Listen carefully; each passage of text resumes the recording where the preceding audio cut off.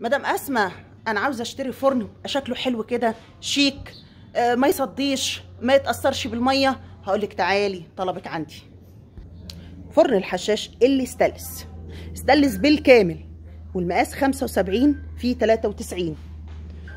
ادي شكل الفرن من جوه. لا محترم محترم. اشتري وانت مغمضه من غير تفكير.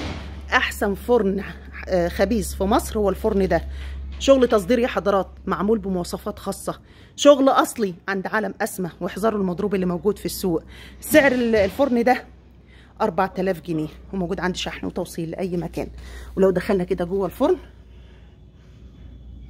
اللهم صل عليك يا نبي، شعلتين على الجوانب وشعله تحت البلاطه. شعلتين اهي، شعله اعلى من مستوى البلاطه، وهنا دي بلاطه حراريه يعني ما تلسعلكيش القرص او العيش. القرص طبعا بنحطها في صاج، اما العيش بنخبزه هنا على البلاطه نفسها، مش هتلسع العيش منك.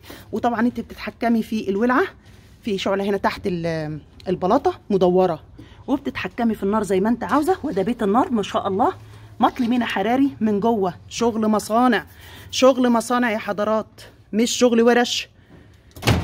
والمحابس هنا نحاس، والزراير ما بتتاثرش بالولعه، لا تتحرق منك ولا تتلسع.